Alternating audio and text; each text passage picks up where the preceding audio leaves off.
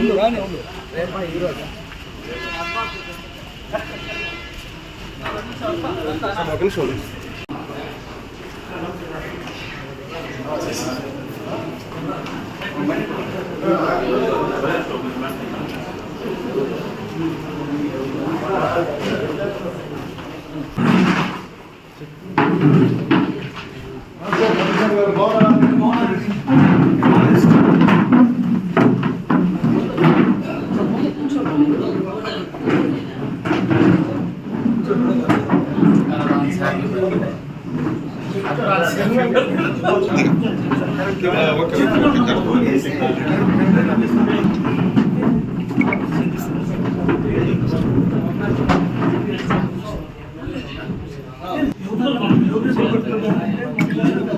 సైలెంట్గా ఉండండి.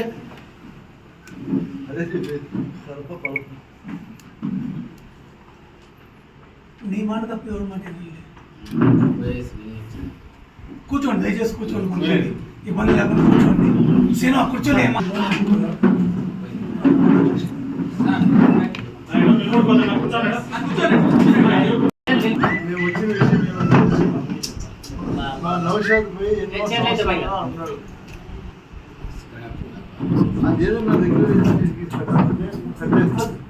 షెడ్ గురించి మాకు అభ్యంతరం లేదు. రెసిడెన్షియల్ ఏరియాలో కూర్చున్నాము. షెడ్ తీసినవి షెడ్ తీయాలని మా భావన కాదు. అక్కడ ఏంటంటే చుట్టుపక్కల జనాలు ఎందుకు ఉన్నారు, వీళ్ళు పాత సామాన్లు అది చాలా మంది ఇబ్బంది పడుతున్నారు. వీళ్ళు కాలం మీద కట్టేసుకున్నా మేము పడుచుకోలేదు. షెడ్తో వాళ్ళ అబ్బాయి ఎవరు వచ్చారు ఇంకా రాలేదు. రెసిడెన్షియల్ ఏరియా కమర్షియల్ ఏరియా పెట్టుకోమని మేము పర్మిషిస్తాం. అన్ని చుట్టుపక్కల అన్నీ ఇండ్లే. కమర్షియల్ ఎక్కడ పెట్టుకున్నా పర్మిషన్ ఇబ్బంది లేదు. మీరు ఆలోచించుకోండి. మీకు అన్నీ తెలుసు. షెడ్ రెగ్యులేట్ చేస్తారు. అక్కడ జరిగే యాక్టివిటీస్ మార్చమంటారు. అది కమర్షియల్ యాక్టివిటీస్ మొత్తం రెసిడెన్షియల్ ఉంటుంది. అది కాక రెసిడెన్షియల్లో చెప్పండి.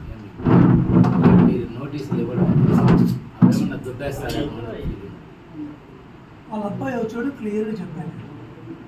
మీరు బుజ్జిని మానేస్తే దాన్ని రెగ్యులైజ్ చేసి ఏదో ఒకటి చేద్దాం. కానీ ఈ పక్క మాత్రం కాలం మీద పెట్టుకున్నాను. అది లోపలికి మార్చుకోండి అని చెప్పాను. వన్ సైడ్ మొత్తం కాలం కూర్చోండి. వన్ సైడ్ కాలం మీద దాన్ని మాత్రం లోపలికి పెట్టుకోండి.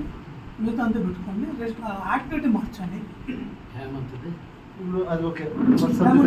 లెటర్ ఇచ్చాడు. నిన్న లెటర్ ఇచ్చాడు. ఇప్పుడు ఉన్నది మనకి 2-3 కంప్లీమెంట్స్ వచ్చి ఇంకోటి ఇచ్చాయి. నిన్న మొత్తం ఎక్స్ప్లెయిన్ చేస్తూ మాకు లెటర్ ఇచ్చాడు. రిక్వెజేషన్ ఇచ్చాడు. మా సమక్షంలో మెజర్మెంట్ చేయాలి, మా సమక్షంలోనే ఇది చేయాలని ఇచ్చారు. దాన్ని బట్టి అదే మర్చిపోద్దాం, మాట్లాడుతున్నాను. ఇబ్బంది ఇది లైన్ ఏమంటుంది ఎక్కడున్నాడు ఇక్కడ కరెక్ట్గా గుడి ఆనుకున్నాడు.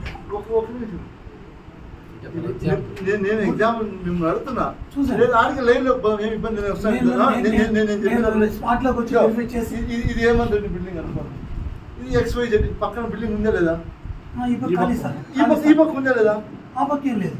2 పక్కల ఖాళీ జాగా పక్కన ఉన్నాయి కదా, దాని పక్కన ఉన్నాయి కదా. వాటికి నోటీస్ ఇవ్వకుండా ఆయనకి మాత్రమే ఎందుకు నోటీస్ ఇచ్చారు? అదే వాళ్ళు అయితే రెసిడెన్షియల్ నుంచి కమర్షియల్ మార్చారు. రెసిడెన్షియల్ అప్రూవల్ తీసుకొని కమర్షియల్ మార్చారు. మీరు పలమనేరు పట్టణంలో 95% ఇదే కల్చర్ ఉంటుంది. ఇట్లే ఉంటుంది ఇక్కడ. మీరు కావాలంటే నేను కూడా 5 సంవత్సరాలు శాసనసభ్యుడిగా ఉన్నా. మీరు కావాలంటే వెరిఫై చేయండి. మీకు అట్లాంటివి ఏదైనా రెగ్యులరైజ్ చేసి ఇచ్చేసేయండి. మీ ద్వారా చేసేయండి, ఇంకా మంచి అవుతుంది. ఏదైనా రెగ్యులరైజ్ చేయాలంటే. ఎందుకంటే నాట్ ఓన్లీ ఇది, నేను అందరికీ కూడా చెప్తాను. ఆ పార్టీ ఈ పార్టీని మేము చెప్పండి, అందరికీ కూడా రెగ్యులరైజ్ చేసేయండి. వాళ్ళు నోటీసులు ఇచ్చి వాళ్ళని ఇబ్బంది పెట్టి ఏమొస్తుంది, వాళ్ళ మళ్ళీ కోర్టుకు పోవాలా, కోర్టుకు పోతే స్టే చేస్తారు. ఊరికి మీ మీద ఎందుకు ఊరికి ద్వేషం పెట్టి మీరు వచ్చి అధికారికంగా ఉండి మీరు రాజకీయ ఒత్తిడికి ఇవన్నీ చేస్తే మీకు ఇబ్బంది వస్తుంది. నా బాధ రాజకీయ ఒత్తిడి చేయాల్సి లేదు. నేను లాస్ట్ 10 years పని చేస్తాను, మీరు ఎందుకు చూశారు. ఇది ఇంకోటి ఏమంటే లాజిక్ మీకు తెలియదేమో ఈ సబ్జెక్టు. 2017లో 18 ప్లాన్ అప్రూవ్ అయింది. అదే 2017లో ఇదే టీడీపీ గవర్నమెంట్లో ప్లాన్ శాంక్షన్ అయ్యి కట్టుకున్నాడు. అప్పుడు ఎవరు అటు చెప్పలే. ఈరోజు ఆయన తెలుగుదేశం పార్టీలో జరుగుతున్న అక్రమాలు దౌర్జన్యాలని అడ్డుకుంటున్నాడు, యాక్టివ్గా ఉన్నాడని చెప్పి వ్యక్తిగతంగా మిమ్మల్ని వాడుకుంటున్నారు తెలుగుదేశం వాళ్ళు. అంటే నేను చెప్తాను కాదు, మీరు స్వతహాగా మీరేం చేయట్లేదు పాపం, మీదేం తప్పులేదు. మీ ద్వారా వాళ్ళ విశ్వరూపాన్ని బయట చూపిస్తాను అనేది మా ఆవేదన అంతే. ఇప్పుడు గతంలో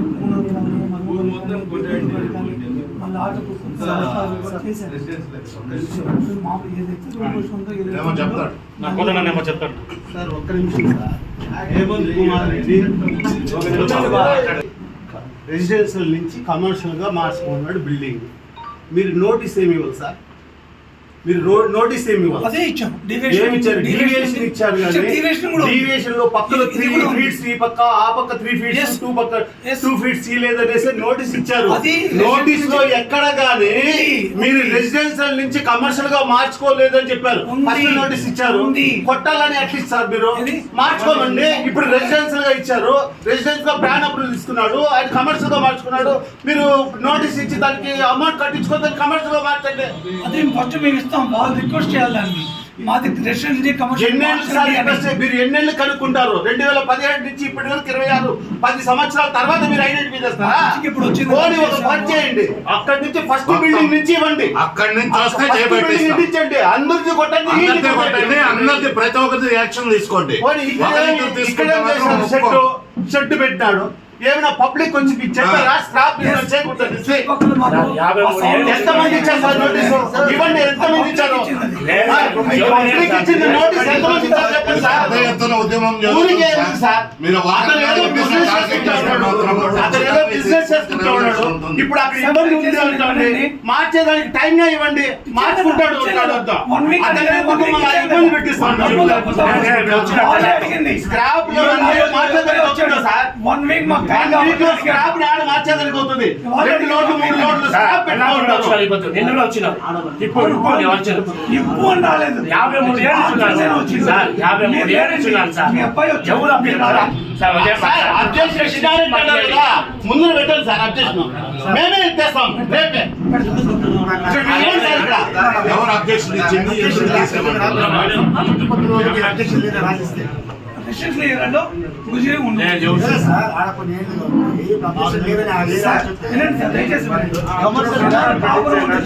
ఒకటే అన్ని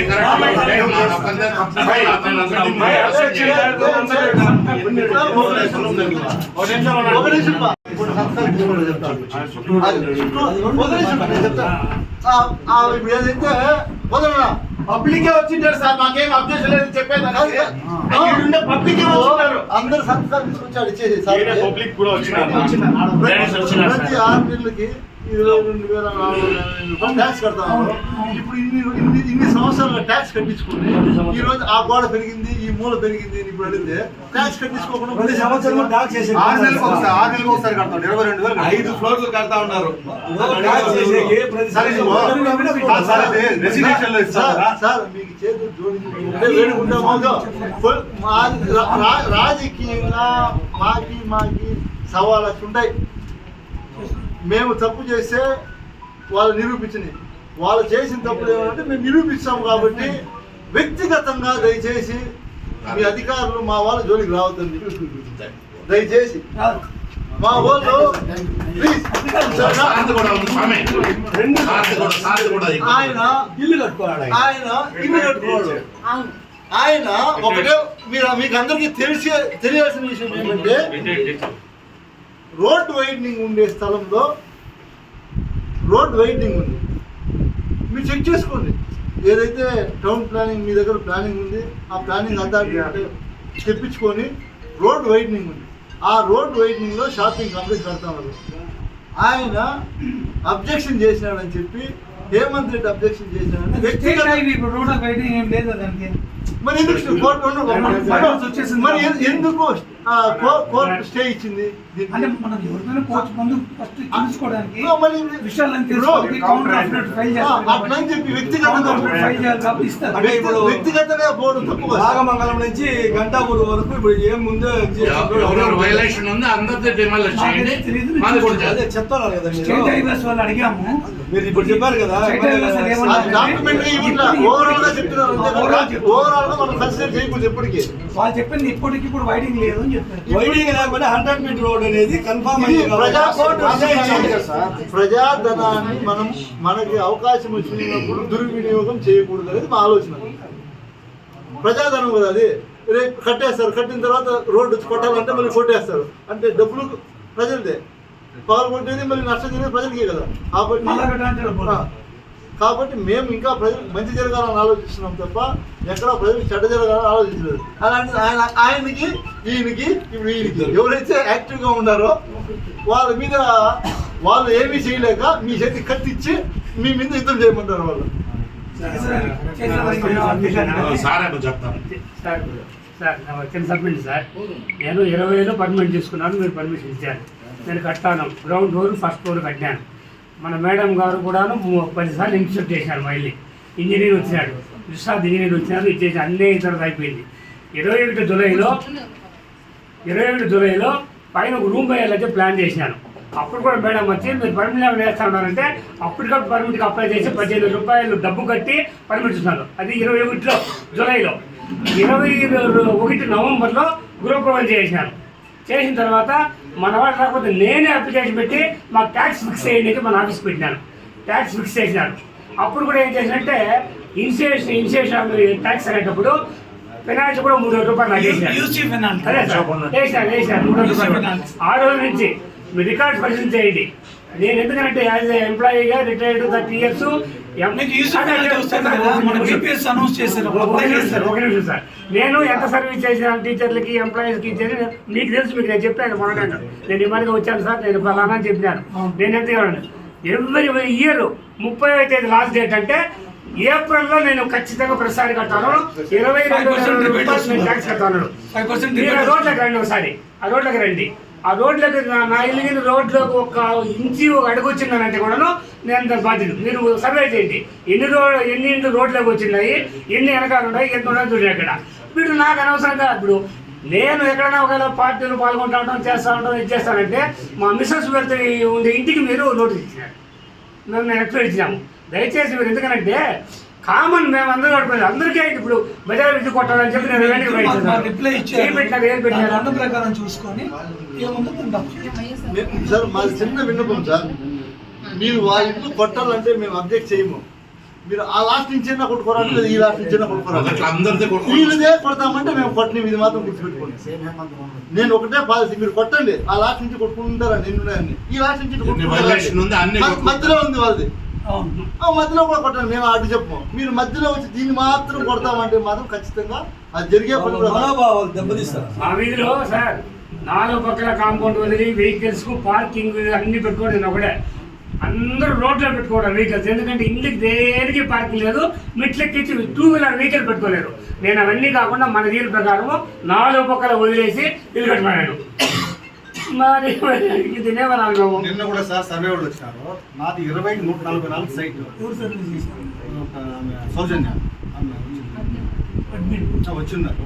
నాకు 20కి 144.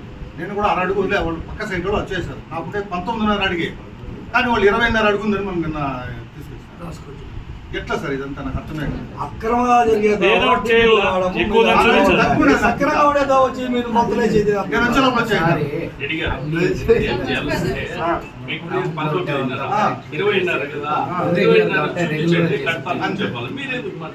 చెప్పాలి కదా. చెప్తాం హైదరాబాద్ లో వాస్తవానికి రూల్స్ ప్రకారం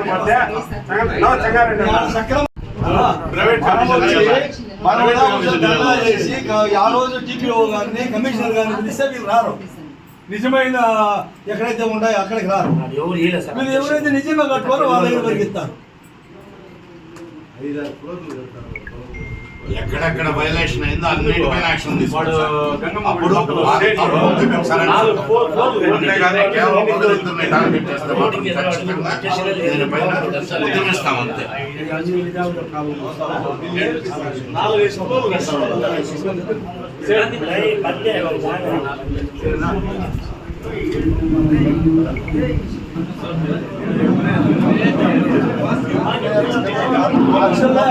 నోటీస్